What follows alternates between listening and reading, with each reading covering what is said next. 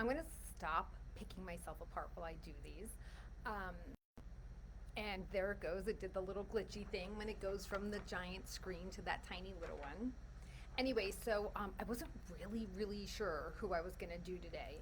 And I decided on Ruby, who was an elephant that lived at the Phoenix Zoo for most of her life. And what I actually, I don't know how I didn't know this, but she did paintings.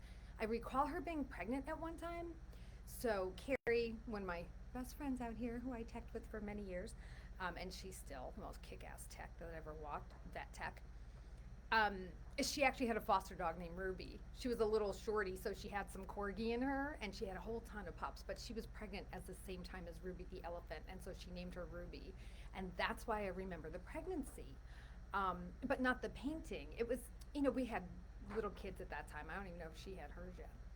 Which also brings me to Dr. Bonnie Faust. She was the best veterinarian that I have ever known or worked for. I mean, I've known some good ones, don't get me wrong.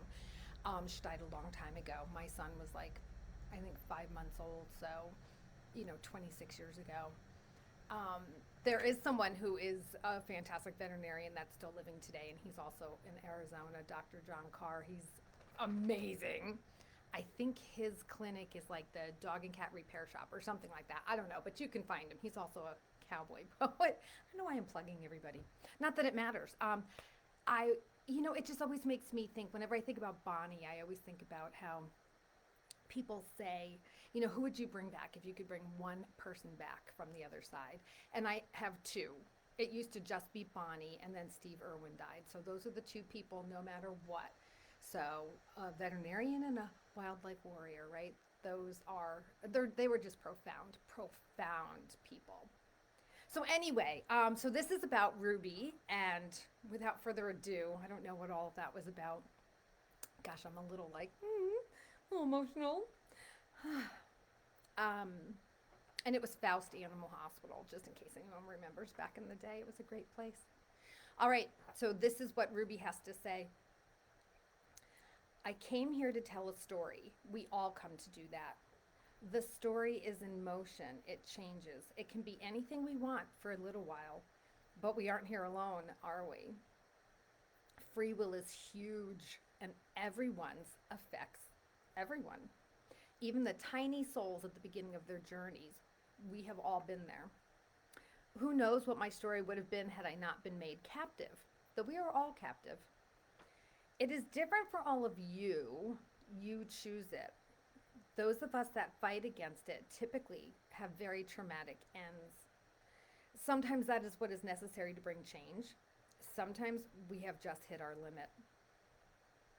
Knowing we are coming here to endure, our way of helping your karma, does not make it easy in the moment or moments, depending on, how much any of them have to go through. Sometimes it's just probably feels like more lifetimes than one. Very few that we see in our lifetimes are there at that level, like Jesus. Is knowing while you're enduring really worth it? Or would you rather spend your time painting? Of course, I would choose that. No one wants to know it's coming. I suppose there's a bit of mystery still. And then for a minute I was like, am I still hooked up to this elephant? She was and she said, "Yes, you have me." So I was like, "Thanks." I have my doubts during some of this. So no one wants to know it's coming. I suppose there's a bit of mystery still, not having specifics. No one should want to know the hour of their death, and really, no one can. A butterfly flaps its wings in Thailand and everything changes. That is why you all shouldn't despair. In a tiny flash, it has changed. Interfering with anyone's karma is a tricky thing. There is the happening to them, which is their karma, and the happening to them, which is for another's karma. That one took me a little bit to make sure I was saying it the right way. I don't normally read these over before I start going, but I kind of had to get that. Like if somebody is being brutally murdered, right? It isn't always that soul that needed it. It might have been the parents of that soul, and they may never find out what happened. It might have been for the karma of the person perpetrating the crime or the first responders, that kind of stuff. So, how do you know the difference? Again, most of us don't, but to us, the animal helper souls, it doesn't matter. One and the same. So, most of us endure. Some rampage. Those are the very sad stories. Gosh, the whole left side of my head is lit up right now. I typically see left as in the past, right? Something that's happened before. And of course, there are hundreds of stories, about animals rampaging like that. Oof. Anyway, it brings them back to square one, though I believe it helps for the next go, hard won lessons. Stand up for us, yes, but practice discernment. Practice it until you learn it. You have to know when it is yours to change. Not the big picture, like stopping abusive animals. Of course, we want to change that. But the part you may be playing or how you were playing it. An orchestra produces beauty if everyone is playing their best instrument. But a flute player on the drums, or put a flute player on the drums, and it may not sound like what you wanted it to.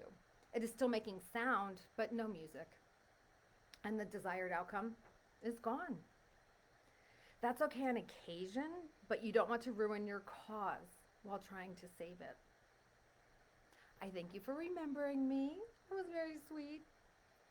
Those that knew me always will, from what I left behind and from the decisions that they made on my behalf. Um, and then this came through like in more of, I don't know, what I would see as like her own handwriting, just very flowy and pretty, but she was an artist. Discernment is key. And then the second, totally separate. Know when it is not yours. And to that, she was speaking of karma. So, again, I know I'm starting to say this all the time, but wow, there was a lot of stuff in there. Um, a lot. I don't know who gets more out of this stuff, me or you guys. So, it was all good. Anyway, I love you guys. And it is all about letting go of everything. I know that's, I say it, I don't say it. Sometimes it seems like it fits and sometimes it doesn't, but it really does fit, especially when you're talking about karma, getting into somebody else's, letting things go. Why do things like animal abuse happen and all of that business? But again, I love you guys and I'll see you next Sunday. Thanks. Bye.